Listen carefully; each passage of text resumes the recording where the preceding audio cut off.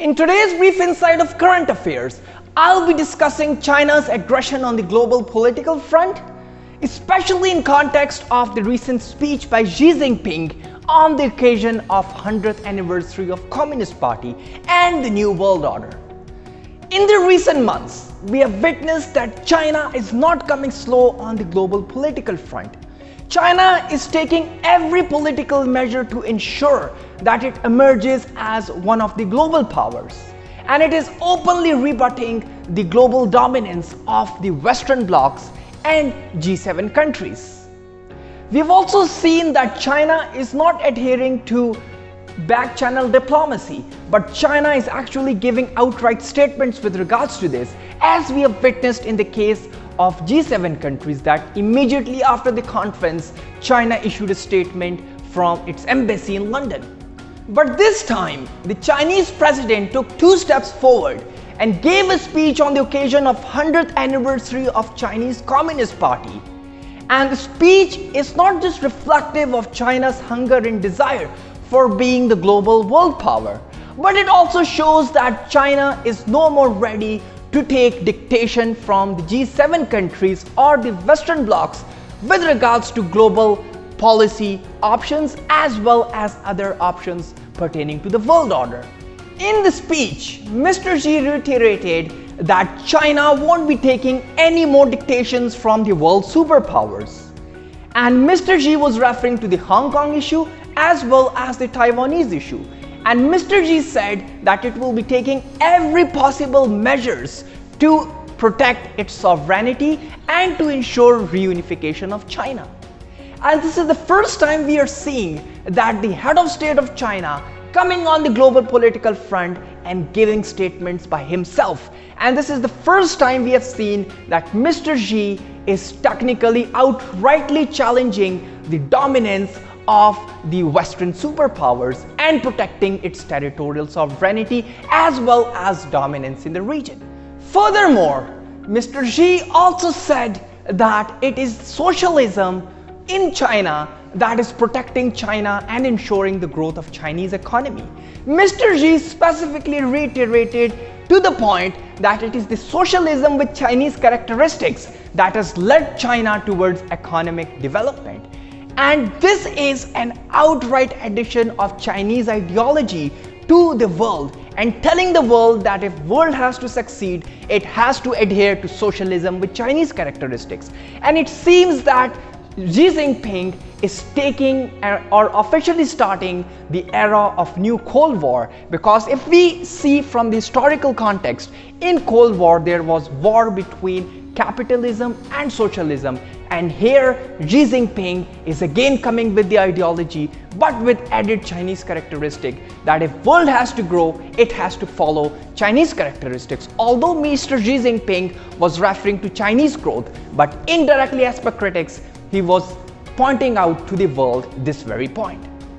Furthermore, analyzing Mr. Xi Jinping's speech further, it seems that Mr. Xi Jinping was quite clear about Communist Party's role, because Mr. Xi Jinping clearly said to the people that it is the Communist Party that has brought China to the place where it is now, which shows that Mr. Xi Jinping is again and again reaffirming the Western powers or the world powers that China without communism is incomplete. While concluding the speech, Mr. Xi Jinping clearly said to the world that China won't be taking any more bullying from any of the world superpower and that it will have its own stance over the issues.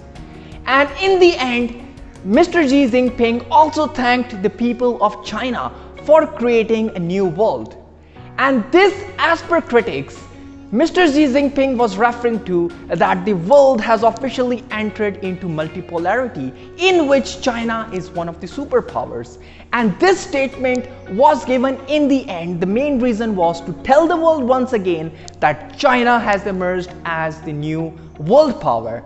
And this is actually the first time Chinese president coming on the global front and telling the world, congratulating its people that welcome to the new world.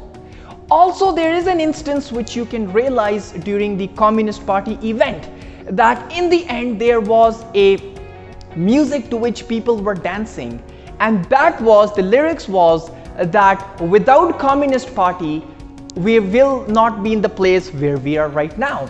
And this further shows the entire theme of the event. The entire theme of the speech was that without Communist Party, China won't be where it is right now. And this is directly attacking the ideologies of the today's global power. Let's now discuss that what does it mean in context of the New World Order. Well, taking a historical glance, we can see that US and Western blocs were quite against the socialist blocs or the socialist ideologies. And for over 40 years, they were engaged in a Cold War, which was effectively rebutting the socialist mindset and empowering the capitalist countries. And US, along with other powers, didn't give up tackling them unless and until there was fall of socialism. This means that China's rise in the world won't be tolerated by the Western powers, and they will be effectively engaging in Cold War, which people always refer to as the Cold War #2, because effectively this is also a war of trade along with ideologies, as we have seen was reiterated by Mr. Xi Jinping. And another Cold War phase has officially begun as per the critics, especially after Mr. Xi Jinping's speech, in which he was referring to ideology, politics, as well as economy, the same case as we have seen in the case of USSR. And this means that there will be even more fierce battle on the diplomatic forum, on the economic forum, as well as other political forums. Because last time in the G7 summit, we have seen that G7 countries were effectively coming up with plans like the B3W, which is Build Back Better World, which was directly countering the China's BRI.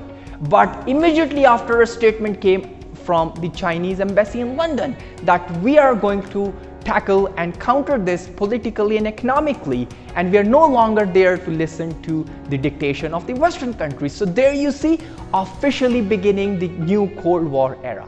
At this point of time, it won't be wrong to conclude that the world has become a multipolar world, which means that there are multiple superpowers instead of one superpower. And also at this point of time, a contemporary question raises, which is that what should be the policy options for Pakistan, because Pakistan has remained a good partner with the US and currently has very good ties with China. And I'll be addressing this very question in my upcoming videos. If you have any questions or suggestions, please feel free to comment or inbox. Thank you very much.